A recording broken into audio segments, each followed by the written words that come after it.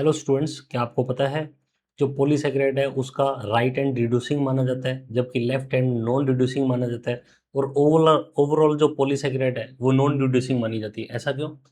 क्या आप जानते हैं डाइसेकेराइड में सुक्रोज को छोड़ के बाकी दोनों डाइसेकेराइड रिड्यूसिंग होती है, सुक्रोज रिड्यूसिंग क्यों नहीं होती है? क्या आप जानते हैं अल्फा 1 4 अल्फा 1 6 ग्लाइकोसाइडिक बॉन्ड में क्या डिफरेंस है? क्या आपको पता है कि स्टार्च आयोडाइड टेस्ट पर ब्लू कलर क्यों देता है, सेलुलोज क्यों नहीं देता? तो इन सब कंफ्यूजन को दूर करने के लिए मैं लेके आया हूँ ये वीडियो। इसको अंत तक देखें, आपके कार्बोहाइड्रेट से रिलेटेड सब कंफ्यूजन दूर हो जाएंगे। तो चलो स्टार्ट करते हैं बच्चों। कार्बोहाइड्रेट। अब व्हाट आर द कार्बोहाइड्रेट, पहले एज डेफिनेशन कार्बोहाइड्रेट देखते हैं। तो जैसा कि हमें पता है carbohydrate the hydrates of carbon, hydrates का मतलब H2O रिलेशन होगा। H2O मतलब हाइड्रोजन और ऑक्सीजन के बीच में 2:1 का रेशो होगा। तो ये कार्बन के साथ में H2O प्रेजेंट होगा। तो कार्बन कितने भी हो सकते हैं और H2O कितने भी हो सकते हैं, तो इसका जनरल फॉर्मूला हो जाएगा CxH2O। तो ये हाइड्रेट्स क्यों का? क्योंकि हाइड्रोजन एंड ऑक्सीजन का रेशो फिक्स है बच्चों 2:1 में, इसलिए इनको हाइड्रेट्स ऑफ कार्बन कहते हैं। तो हमें पता है एटलीस्ट जो कार्बोहाइड्रेट है, जो सबसे सिंपल शुगर है, वो सबसे छोटी 3 कार्बन शुगर होती है। इनमें मल्टीपल OH ग्रुप होते हैं।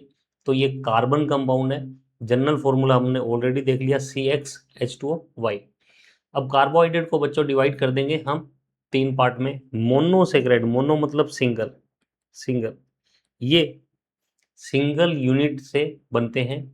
कोई भी 2 यूनिट के फ्यूजन नहीं होता इसमें, ओनली सिंगल या मोनोमर होता है। ओलिगोसेक्राइड में 2 to 9 unit, 9 monomer unit fuse होके इसको बनाती है। ओलिगो का मतलब फ्यू, मतलब ये फ्यू मोनोमर यूनिट के फ्यूजन से बनता है। पोली का मतलब many, polysaccharide many monomer unit के जुड़ने से बनता है। तो इसको डिटेल में देखेंगे बच्चों।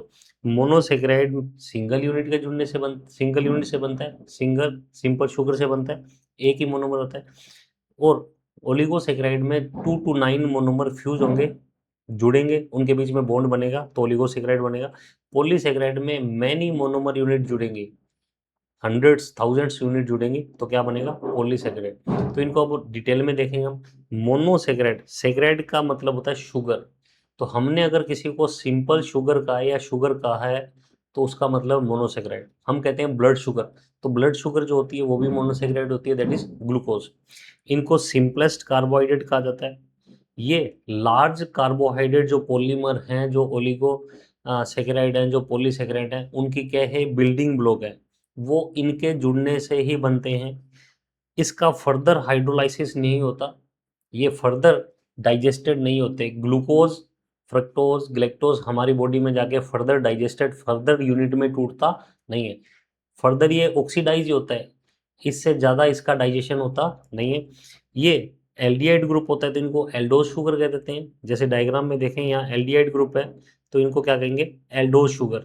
अगर इसमें कीटोन ग्रुप होता है तो इसको कीटो शुगर कहेंगे। तो मोनोसेकेराइड, एल्डोज और कीटोज 2 टाइप के होते हैं। अगर एल्डिहाइड ग्रुप है तो एल्डोज शुगर, अगर कीटोन ग्रुप है तो कीटोज शुगर। और इनको मोनोमेरिक यूनिट के नंबर पर, मोनोमेरिक यूनिट में कितने कार्बन हैं उसके बेसिस पर इनको क्लासिफाई किया जा सकता है। जैसे कि ट्रायोज, ट्रायोज में 3 कार्बन का एक ही यूनिट होगी। मोनोसेकेराइड सारे सिंगल यूनिट से बनता है, लेकिन इस सिंगल यूनिट में कार्बन का नंबर क्या है?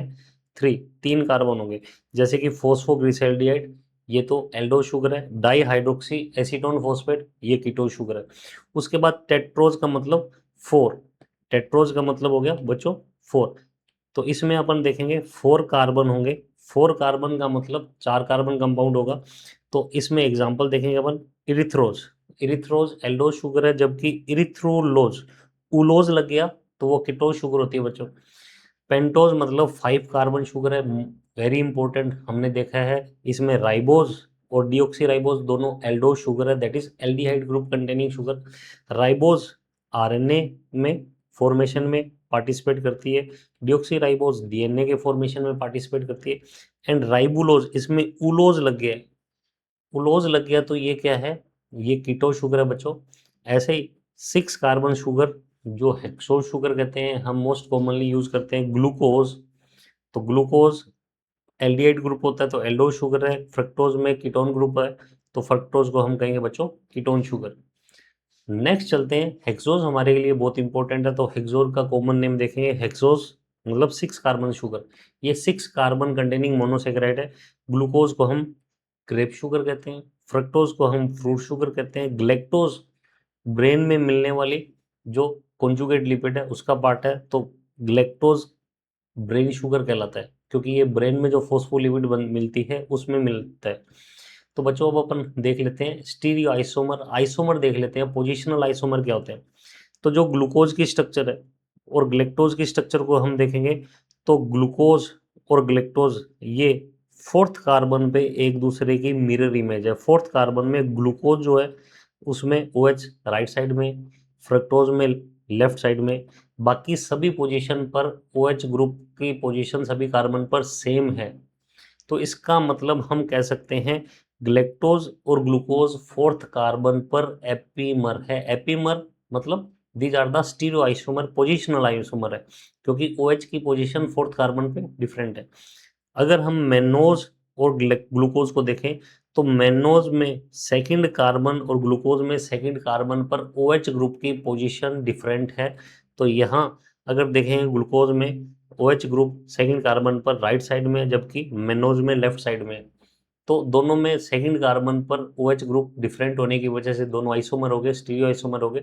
तो अपन कहेंगे ये जो है सेकंड कार्बन पर मेनोज और ग्लूकोज आपस में एपीमर है, जबकि फोर्थ कार्बन पर ग्लूकोज एंड ग्लेक्टोज आपस में एपीमर है। तो याद रखना है एपीमर क्या होते हैं, एक आइसोमर होते हैं जो कि एक कार्बन पर इनके OH ग्रुप की जो पोजीशन होती है वो बदल जाती है। तो बच्चों एपीमर ही हो गया। अब हम बात करेंगे एनोमर। आप लोग देखते हो एनोमर, एनोमर भी एक तरह का स्टीरियो आइसोमर है बच्चों, स्टीरियो आइसोमर है। लेकिन खास बात है ये कब बनेगा, ये रिंग स्ट्रक्चर में बनेगा। अब रिंग स्ट्रक्चर कैसे बनी बच्चों ग्लूकोज की, ग्लूकोज की रिंग स्ट्रक्चर क्यों बनती है, क्योंकि ग्लूकोज क्या होता है रिंग स्ट्रक्चर में मोर स्टेबल होता है। तो ग्लूकोज स्टेबिलिटी के लिए रिंग स्ट्रक्चर में बदल जाता है। अब रिंग स्ट्रक्चर में अगर आप इसको एक प्लेन मानते हैं, एक लेवल मानते हैं, एक लेवल मान लिया आपने, एक प्लेन मान लिया, एक सरफेस मान लिया, तो OH ग्रुप अगर नीचे की तरफ है उस प्लेन के, अगर ये प्लेन है इसमें OH ग्रुप यहाँ नीचे की तरफ ये OH ग्रुप है, ये प्लेन के नीचे की तरफ है, इस 2D प्लेन के नीचे की तरफ OH ग्रुप है, तो उस शुगर को आप कहोगे अल्फा ग्लूकोज। अगर OH ग्रुप ऊपर की तरफ है, इस प्लेन के ऊपर की तरफ है, तो उसको कहोगे बीटा ग्लूकोज। तो यहाँ भी OH की पोजीशन अलग अलग है। तो ये रिंग स्ट्रक्चर में आइसोमर जो हैं हो गए, OH की पोजीशन अलग अलग होगी, तो इसको अपन कहेंगे एनोमर। तो एनोमर जो है, इनको एनोमर क्यों कहा, क्योंकि इनका जो पोजीशन चेंज है OH की वो एनोमेरिक कार्बन पे है। ठीक है, रिंग स्ट्रक्चर वाले कार्बन पे, एनोमेरिक कार्बन पे, तो इसको अपन एनोमर कहेंगे। तो याद रखना एनोमर में अल्फा ग्लूकोज बीटा ग्लूकोज आएगा, और एपीमर में ग्लूकोज ग्लेक्टोज आपस में फोर्थ कार्बन में, और ग्लूकोज मेनोज आपस में सेकंड कार्बन पर एपीमर है। आगे चलते हैं बच्चों। अब हम बात करेंगे ड्राइव्ड मोनोसेक्राइड। ड्राइव्ड मोनोसेक्राइड का मतलब जो मॉडिफाइड मोनोसेक्राइड है, मोनोसेक्राइड के मॉडिफिकेशन से बनते हैं। जैसे कि आप देखोगे राइबोज से हमने OH ग्रुप हटा दिया तो डीऑक्सी राइबोज बन जाएगी, और deoxy ribose is part of DNA, DNA formation में पार्टिसिपेट करती है। अगर हमने अमीन ग्रुप जोड़ दिया तो उसको अमीनो शुगर कह देंगे। जैसे कि ग्लूकोज में अमीन ग्रुप जोड़ दिया तो ग्लूकोज अमीन। ग्लूकोज अमीन जो है ये काइटिन में पार्टिसिपेट करता है, काइटिन के फॉर्मेशन में एन एसिटाइल ग्लूकोज एमीन भाग लेता है, और chitin N acetyl glucose amine का पॉलीमर है, हमें पता है। तो ये इसके अलावा जो पेप्टिडोग्लाइकन है वो दो कंपोनेंट से बनता है, एन एसिटाइल ग्लूकोज एमीन और एन एसिटाइल म्यूरेमिक एसिड। तो N acetyl glucose amine peptidoglycan में भी है, जो कि बैक्टीरिया की सेल वॉल है। उसके बाद शुगर एसिड, मतलब जो शुगर से एसिड बनते हैं, for example glucuronic acid, ascorbic acid, ये भी जो मोनोसेक्राइड के डेरिवेशन है या मॉडिफाइड मोनोसेक्राइड है। शुगर एल्कोहल जैसे कि mannitol, mannitol as a stored food present रहता है ब्राउन एल्गी में। ब्राउन एल्गी में स्टोर्ड फूड क्राइसोलेमिनेरियन स्टार्च होता है प्लस लेमिनेरियन स्टार्च होता है प्लस मैनिटोल होता है। तो मैनिटोल इज मॉडिफिकेशन या मॉडिफाइड शुगर है, ये एक शुगर एल्कोहल है। तो याद रखना है मैनिटोल किस में प्रेजेंट होता है, ब्राउन एल्गी में। अब बच्चों देखो, राइबोज और डीऑक्सी राइबोज में क्या फर्क है। राइबोज शुगर में सेकंड कार्बन पर जो OH ग्रुप था उसको अगर हम हटा देते हैं, रिमूव कर देते हैं, दैट इज डीऑक्सीजनेशन कर देते हैं, तो सेकंड कार्बन पर H बन जाएगा, तो ऑक्सीजन रिमूव हो जाएगा, तो हम लिख देंगे राइबोज को अब डीऑक्सी राइबोज, क्योंकि राइबोज में ऑक्सीजन हटा दिया, डी मतलब रिमूव करना, तो इसको कहेंगे डीऑक्सी राइबोज। अब दोनों में फर्क ये है, राइबोज आरएनए बनाने में पार्टिसिपेट करता है और डीऑक्सी राइबोज डीएनए बनाने में पार्टिसिपेट करता है बच्चों। और भी डाउट हो तो आप कमेंट सेक्शन में कमेंट करें, मैं उसका रिप्लाई करूंगा। और किससे रिलेटेड आपको डाउट है वो वीडियो बनाऊंगा बच्चों, आप मेरे को अपने डाउट मैसेज कर सकते हैं। आपको वीडियो अच्छा लगा हो तो इस वीडियो को लाइक करें, शेयर करें और मेरे चैनल को सब्सक्राइब करें। 100 बाय शॉर्ट सीरीज में आपको 90 में से, नीट में से, बायोलॉजी में 90 में से 80 क्वेश्चन आपको श्योर शॉट मिल जाएंगे। जुड़े रहे मैंने चैनल के साथ, doctor BP sir biology classes के साथ। Thank you.